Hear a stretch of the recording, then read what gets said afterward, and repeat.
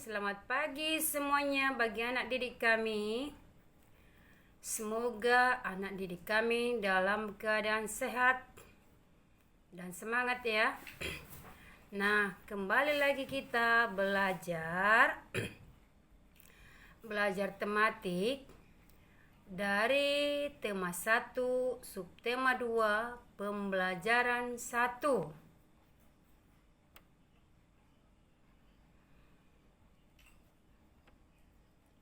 Adapun pada pembelajaran 1, muatan pembelajarannya ada IPS, ada Bahasa Indonesia, ada IPA. Di situ Ibu menuliskan tujuan pembelajaran, tetapi bisa dibaca di rumah dengan baik agar kamu lebih mengerti ataupun paham akan pelajaran yang Ibu berikan. Nah, masih ingatkah kamu pelajaran semalam? Sebelumnya kamu sudah banyak belajar tentang indahnya keberagaman budaya Indonesia. Sekarang kamu belajar tentang menjalin kebersamaan dalam keberagaman agama. Nah, suku, budaya, dan agama yang berbeda tidak menghalangi Udin, Siti, Dayu, Beni, Lani, dan Edo menjalani kebersamaan. Mereka berbagi cerita tentang budaya masing-masing dan saling belajar. Hari-hari mereka penuh keceriaan dalam kebersamaan. Hari ini mereka berkumpul bersama untuk bekerja sama. Indonesia terdiri atas berbagai macam suku, bangsa, dan agama yang berbeda. Namun, tetap dalam suatu wadah negara NKRI atau Negara Kesatuan Republik Indonesia. Perbedaan agama bukan menjadi penghalang untuk tetap menjunjung persatuan dan kesatuan. Sikap saling menghargai dan bekerja sama antara pemeluk agama yang berbeda menjadi modal dasar untuk menjaga keutuhan NKRI atau Negara Kesatuan Republik Indonesia. Keragaman agama yang menjadi identitas bangsa Indonesia. Perbedaan agama tersebut menuntut para pemeluknya untuk melaksanakan sikap toleransi, saling menghargai, dan tetap bekerja sama guna menjaga persatuan dan kesatuan Negara Kesatuan Republik Indonesia atau NKRI. Nah, lihat, ayo membaca tentang bekerja sama dalam keberagaman. Ada di situ bacaan mengenai bekerja sama dalam keragaman yang terdiri dari 3 paragraf. Paragraf pertama, ayo kita baca. Ibu bacakan ya. Edo dan kelima temannya mendapat tugas melakukan percobaan tentang bunyi. Sepulang sekolah, mereka berkumpul di rumahnya. Setiap orang sudah menyiapkan peralatan yang dibutuhkan. Lani dan Siti membawa beberapa kaleng yang sudah dilubangi. Udin dan Beni membawa benang kasur. mereka berkumpul di halaman depan rumah. Keenam sekawan siap bekerja sama untuk melakukan percobaan. Lihat keenam mereka bekerja sama dengan kompak. Paragraf pertama, kita dapat menentukan gagasan pokoknya dan gagasan pendukungnya. Sebelum kita menentukan gagasan pokok dan gagasan pendukungnya, paragraf pertama itu kita bagi-bagi dulu. Mana yang nomor 1, mana yang nomor 2, dan seterusnya sampai habis satu paragraf itu. Nah, ayo kita tandai dulu. Nomor 1. Edo dan kelima temannya mendapat tugas untuk melakukan percobaan tentang bunyi. 2. Sepulang sekolah, mereka berkumpul di rumahnya. Ketiga, setiap orang sudah menyiapkan peralatan yang dibutuhkan. Lani dan Siti membawa beberapa kaleng yang sudah dilubangi. Udin dan Beni membawa benang kasur. 6. Mereka berkumpul di halaman depan rumah. Keenam sekawan siap bekerja sama melakukan percobaan. Nah, kita tentukan sekarang dari 6 kalimat ini mana yang menjadi gagasan pokok dan mana yang menjadi gagasan pendukung. Ayo kita perhatikan.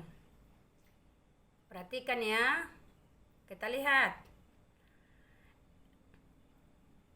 Nah, yang menjadi gagasan pokoknya, kalimat pertama nomor 1, yaitu Edo dan kelima temannya mendapat tugas untuk melakukan percobaan tentang bunyi. Itulah gagasan pokok dari paragraf pertama. Sedangkan gagasan pendukungnya yang mana? Lihat, baca. Ikuti Ibu ya. Nomor 2, nomor 3, nomor 4, nomor 5. Maksud Ibu di situ baris kedua, baris ketiga, baris keempat, baris kelima, baris keenam. Kalimat tersebut itulah yang menjadi gagasan pendukung pada paragraf pertama. Nah, untuk membuat skema daripada bacaan paragraf pertama tadi, kita buat dulu bentuknya, bentuk peta pikirannya atau skemanya. Contoh, lihat. Bacalah setiap paragraf dan tulislah gagasan pokok dan gagasan pendukung pada diagram yang telah disediakan. Ayo lihat pertama. Kotak-kotaknya. Kita masukkanlah ke dalam kotak-kotak ini semua mana tadi sebagai gagasan pokoknya dan gagasan pendukungnya mana, isilah atau tulislah ke dalam kotak-kotak ini sehingga merupakan sebagai peta pikirannya. Lihat gagasan pokoknya tadi, paragraf pertama, kalimat nomor 1, yaitu Edo dan kelima temannya mendapat tugas melakukan percobaan. Gagasan pendukungnya, mereka berkumpul di halaman depan rumah. Keenam sekawan siap bekerja sama melakukan percobaan. Mana lagi pendukungnya lagi? Sepulang sekolah mereka berkumpul di rumahnya. Mana lagi? Setiap orang sudah menyiapkan peralatan yang dibutuhkan. Mana lagi? Lani dan Siti membawa beberapa kali yang sudah dilubangi. Udin dan Beni membawa benang kasur. Itulah peta pikiran daripada paragraf pertama yang tadi. Nah, setelah melakukan percobaan tentang perambatan bunyi, Edo dan sahabatnya juga belajar bersama tentang sumber bunyi. Mereka membaca buku yang menyatakan bahwa telinga bisa mengetahui sumber bunyi. Ayo membaca, perhatikan gambar itu. Ada 2 orang anak. Seorang perempuan yang memegang alat bunyi atau alat musik angklung. Sedangkan satu orang lagi, laki-laki yang duduk di kursi, yang ditutup matanya pakai kain. Nah, lihat. Di manakah bunyi? Lihat ya, perhatikan gambarnya. Nah, indera pendengar atau telinga. Kita wajib bersyukur kepada Tuhan yang Maha Kuasa karena telah menciptakan bentuk tubuh yang paling sempurna. Salah satunya adalah telinga. Kita diberi indera pendengar. Perhatikan gambarnya ya. Dengan menggunakan telinga atau indera ini, kita bisa mendengar berbagai suara. Seperti kicauan burung, suara air mengalir, dan musik. Apa saja bagian dari fungsi indera pendengar? Lihat di situ bagian-bagian, perhatikan gambar telinga. Nah, kita akan belajar lebih jauh lagi ya. Beragam bunyi berasal dari benda yang bergetar. Getaran dari suatu benda akan mengakibatkan udara di sekitarnya bergetar. Getaran tersebut menimbulkan bunyi di udara. Benda-benda yang bergetar dan menghasilkan bunyi, itulah yang disebut sebagai sumber bunyi. Bunyi kemudian merambat melalui udara dan ditangkap oleh telinga kita.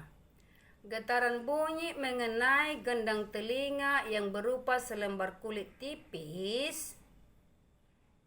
Getaran dari gendang telinga menjadi lebih besar di telinga bagian tengah dan diubah menjadi pesan atau sinyal listrik di telinga bagian dalam. Signal tersebut kemudian diteruskan oleh saraf pendengaran menuju ke otak yang kemudian menerjemahkan jenis dari bunyi tersebut. Kita harus bersyukur kepada Tuhan yang Maha Esa. Dengan dianugerahkannya atau diberikannya kita indera telinga. Merawat telinga dan menggunakannya secara benar adalah bentuk dari rasa syukur tersebut. Dengan indera pendengar, kita dapat mendengar bunyi-bunyi yang berbeda.